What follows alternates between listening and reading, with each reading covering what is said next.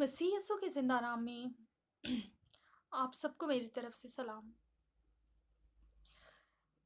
कलाम मुक़द्दस में पैदाइश की किताब के 42वें बाब में जब याकूब के बेटे मिस्र में जाकर यूसुफ से अनाज लेते हैं, तो यूसुफ उन्हें जासूस समझकर उनके एक भाई को अपने पास रख लेता है। और जब वो बताते हैं, वो उनसे पूछता है कि तुम्हारा कोई और भी भाई है? वो कहते हैं कि हाँ, हमारा एक छोटा भाई हमारे बाप के पास है। तो वो कहता है जाओ पहले उसे लेकर आओ, तो फिर मैं मानूँगा कि तुम सच बोल रहे हो। तो याकूब के बेटे वहाँ से आते हैं, अपने भाई शमाउन को यूसुफ के पास ही छोड़ आते हैं। और वो कहता है मैं इसे अपने पास रखूँगा, कैद में रखूँगा जब तक तुम अपने छोटे बेटे को नहीं लेकर आते।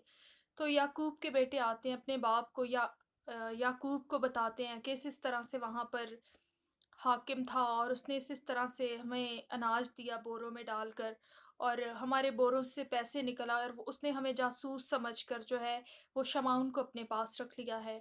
और वो कहता है कि अपने छोटे भाई को लेकर आओ, बन्यामीन को, तब मैं जानूंगा कि तुम सच कह रहे हो और तुम वाकई सच बोल रहे हो। तो जो बात याकूब ने कही वो मेरी और आपकी ज़िंदगी में भी आज ऐसा ही होता है। याकूब ने कहा कि तुम क्यों मुझे बेऔलाद कर रहे हो? क्यों हर चीज़ मेरे खिलाफ जा रही है? पहले मेरा बेटा यूसुफ मर गया, और अब तुम शमाउन को भी छोड़ आए हो, और अब तुम कहते हो कि मैं बन्यामीन को भी तुम्हारे पास भेज दूँ, ताकि मेरे सारे बेटे मुझसे चले जाएँ। और याकूब कहता है कि हर चीज़ मेरे खिलाफ जा रही है, ये सब कुछ मेरे खिलाफ है। बहुत दफ़ा हम भी ज़िंदगी में कहते हैं कि सब कुछ हमारे खिलाफ जा रहा है।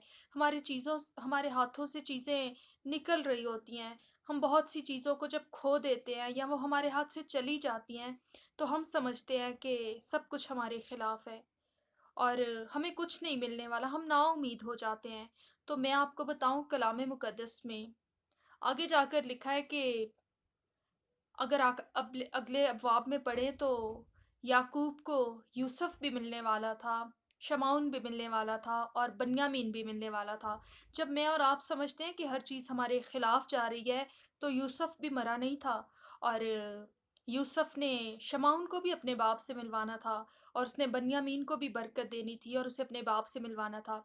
जब मैं और आप समझते हैं कि हर चीज़ हमारे खिलाफ है, तो बिहाइंड द सीन खुदावंद हर चीज़ को हमारी हमायत में कर रहा होता है। उसकी वफ़ादारी पे, उसकी मोहब्बत पे, उसके उसकी ज़ात पे भरोसा रखें। खुदावंद ईमानदारों के खिलाफ चीज़ों को नहीं जाने देता।